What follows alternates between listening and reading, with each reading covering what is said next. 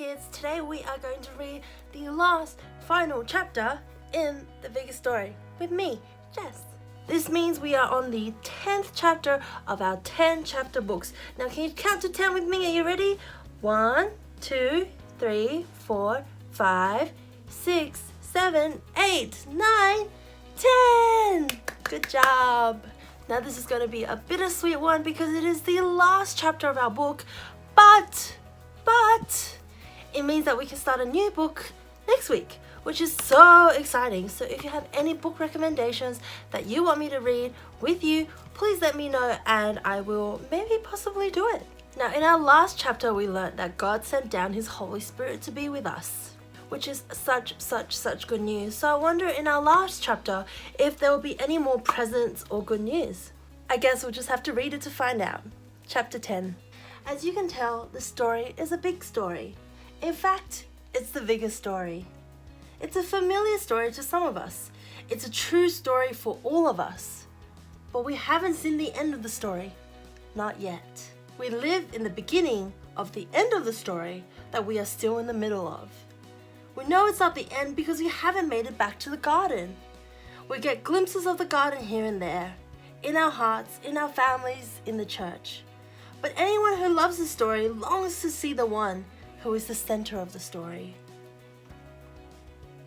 The snake crusher is coming back again to wipe away all the bad guys and wipe away every tear. He's coming to make a new beginning and to finish what he started. He's coming to give us the home we once had and might have forgotten that we lost. So keep waiting for him. Keep believing in him. Keep trusting that the story isn't over yet. God's promises never fail, and the promised one never disappoints. One day we will see him. One day we will be with him.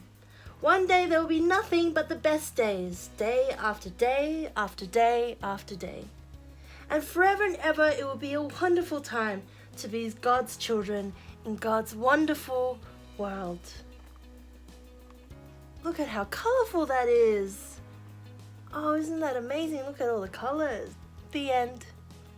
And that's it. We have finished the biggest story together. Give yourself a big round of applause for reading all 10 chapters with me. Yay! Like the book said, we are only at the middle of a very exciting and fun story, which means that there's a lot to look forward to in your biggest story, in the biggest story. One day we will be back in the garden with God, with all the good things, and it's going to be so wonderful, and I cannot wait, and I hope that you cannot wait as well. Now all of you are back at school for term 3, and that is so exciting to be able to see your friends and your favorite teachers again. So our prayer for you is that you're going to really enjoy term 3, you're going to enjoy spending time with your friends and your teachers, you're going to learn heaps and heaps of interesting things, and that you'll continue to be a light at your school. Thank you for reading the last chapter of the biggest story with me. Next week we're going to be reading a completely new book. And I'm so excited because I have a collection of books that I'd really love to read with you guys. But like I said before, if you want me to read a book, I will be more than happy to take your suggestion. Now we're back at worship spaces this Sunday, which means that you can come to church physically with social distancing and everything, but we get to see each other face to face, and that is so exciting. So be sure to check all the links below for all the information on our worship spaces. Now we have a craft after this, so I am going to pass on over to Crafty Jess. Off you go!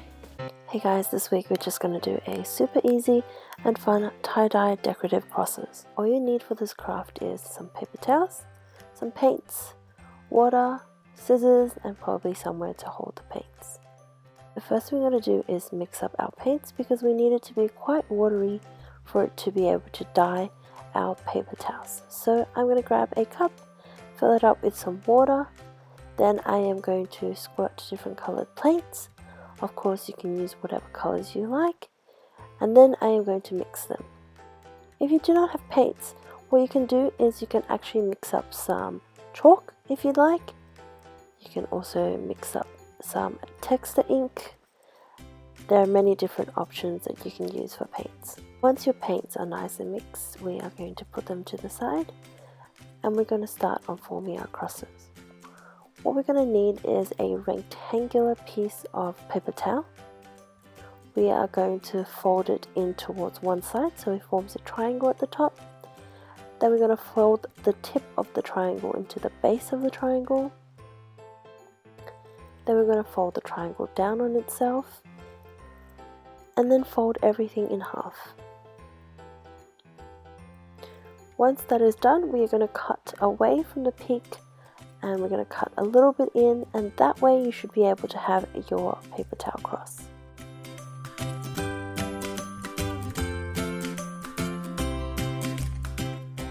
And we got to fold it back up in order to create the tie-dye, and in order to do the tie-dye, we are going to dip our paper towel into each cup.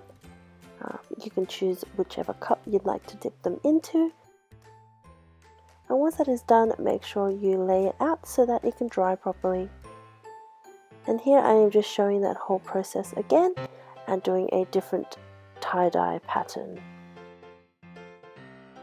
Finally, when your tie-dye crosses are all dry, you can grab some textures or markers and decorate your cross however you like. Here I am doing some swirls with some blue markers. You can also write a little reminder such as Jesus is alive, like from our last craft. Or you can leave it nice and plain. And just like that, you have very simple tie-dyed decorative crosses. See you next week. Bye!